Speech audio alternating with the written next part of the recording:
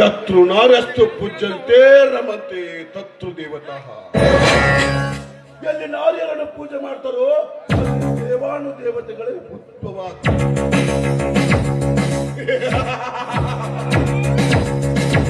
ರಾಮಾಯಣ ಹುಟ್ಟಿದ್ದು ಒಂದು ಹೆಣ್ಣಿನಿಂದ, ಮಹಾಭಾರತ ಹುಟ್ಟಿದ್ದು ಒಂದು ಹೆಣ್ಣಿನಿಂದ, ಕಮಲ ಹುಟ್ಟಿದ್ದು ಹೆಣ್ಣಿನಿಂದ, ಕದನ ಹುಟ್ಟಿದ್ದು ಹೆಣ್ಣಿನಿಂದ. ಸೃಷ್ಟಿಕರ್ತ ಬ್ರಹ್ಮ ಹೆಣ್ಣನ್ನು ಸೃಷ್ಟಿಸಿ ಈ ಭೂಮಿಗೆ ಕಳಿಸುವ ಮುನ್ನ ವಿಚಾರ ಮಾಡಿ ಬಿಟ್ಟನು ಗೊತ್ತಿಲ್ಲ.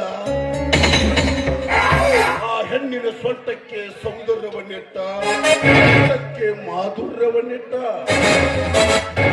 ಎದೆಯ ಮೇಲೆ 2 ಕುಚಗಳಿಗೆ ಕುಣಿತವನ್ನಿಟ್ಟ.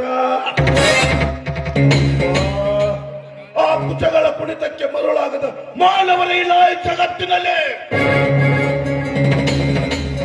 ಅಂದು ರಾಮಾಯಣದಲ್ಲಿ ರಾವಣ, ಮಹಾಭಾರತದಲ್ಲಿ ಕೀಚಕರ ಹೆಸರು ಅಜರಾಮರ ಬಗ್ಗೆ ಉಳಿಯಲು ಕಾರಣ ಒಂದು ಹೆಣ್ಣು. ಅಂತೆ ಹೆಣ್ಣು ಹೆಣ್ಣಿಗೆ ವೈರಿ ಎಂಬಂತೆ ನನ್ನ ತಂಗಿಯಿಂದ ನರಕ ಕಂಡಳು ಲಕ್ಷ್ಮಿ. ಮಾರ್ತಾಂಡ ವರ್ಮ दर्प्याके हम जाकर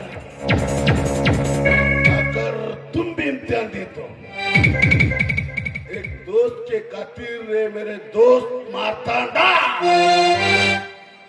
अब तेरे बहन को हम अपनी रखे.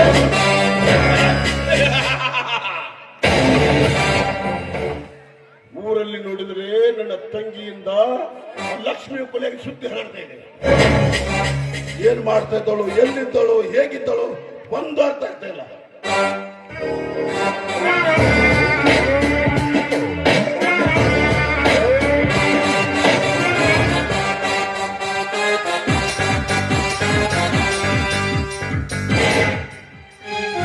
ಏನಾಯ್ತು ಸೂರ್ಯ?